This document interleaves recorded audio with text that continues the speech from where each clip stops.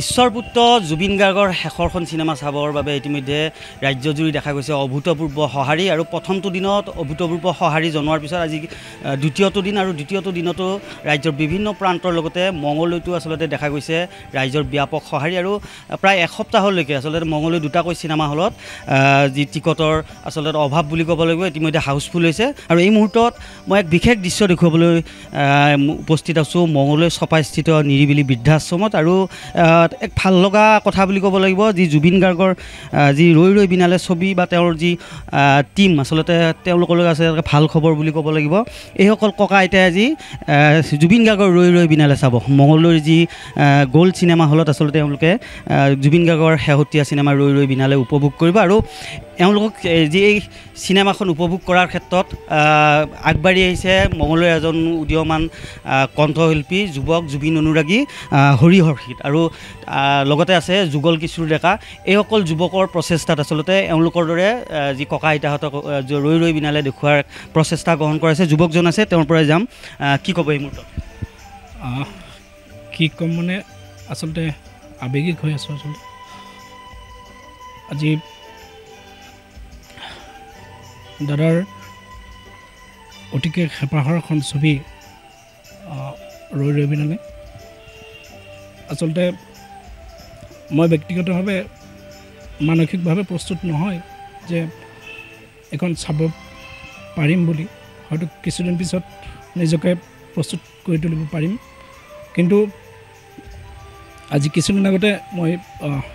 ফেচবুকত এটি পোষ্ট দিছিলোঁ যে এই চিনেমাখন দেখুৱাবৰ কাৰণে মংগলদৈস্থিত নিৰিবিলি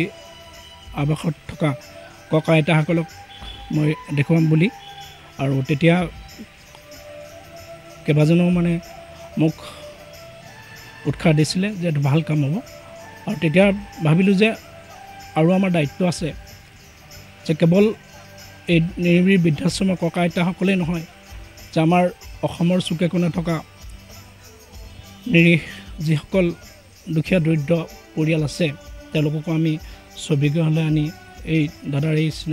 ছবিখন দেখুৱাব লাগিব গতিকে আজি প্ৰথম প্ৰয়াস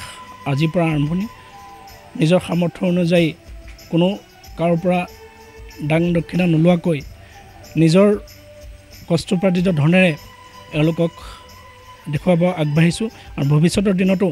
আপোনালোকৰ জৰিয়তে মই অনুৰোধ জনাইছোঁ কোনোবা যদি তেনেকুৱা আছে আপোনালোকৰ ওচৰে পাঁজৰে যিয়ে 100 টকা বা 150 টকা খৰচ কৰি চাব নোৱাৰে তেওঁলোকক যদি আপোনালোকে তেনেকুৱা মানুহ দেখে তেনেহ'লে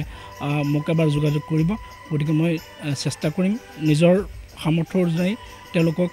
আমাৰ দাদাৰ ছবিখন দেখুৱাবৰ কাৰণে শেষবাৰৰ কাৰণে যিহেতুকে এখন দাদাৰ শেষ ছবি গতিকে এনেকৈ চেষ্টা কৰি যাম আগুৱাই যাম আন এগৰাকী যুৱক আছে এই যুৱকজনেও আচলতে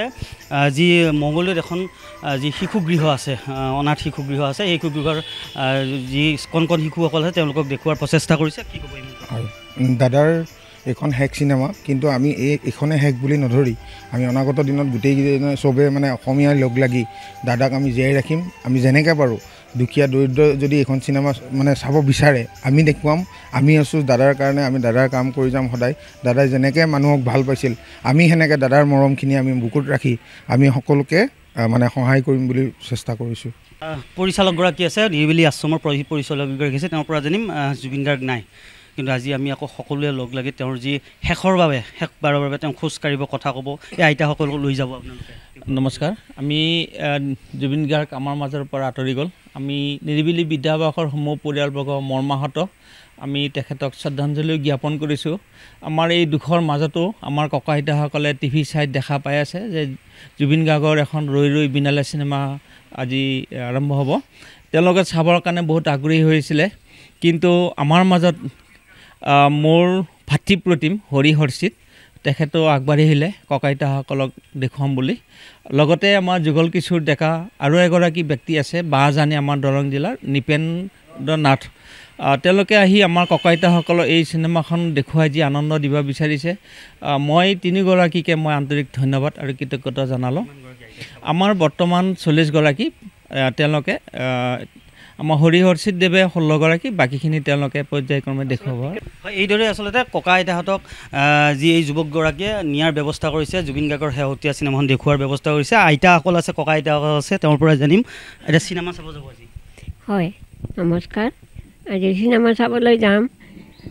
জুবিন গাৰ্গ এজন ভাল শিশু আছিলে, কিন্তু এটাই আমাৰ মাজত দুখ থাকিলে যেনে জুবিন গাৰ্গক আমি সাক্ষাৎ দেখা নাপালোঁ। চোৱাৰ মন আছিলে, সেয়েহে আমি চিনেমাখনতে জুবিন গাৰ্গক দেখি মন শান্তি কৰিবলৈ ওলাইছোঁ। এই ভাইটিহঁতে আমাক নিবলৈ আহিছে জুবিন গাৰ্গৰ চিনেমা দেখাম বুলি। আশ্ৰমৰ আইতা ককা সকলোৱে আমি জুবিন গাৰ্গক চিনেমাখনতে চাই আনন্দিত হ'ম বুলি আমি সকলোৱে আগবাঢ়ি চিনেমা চাবলৈ যাব ওলাইছোঁ। নমস্কাৰ।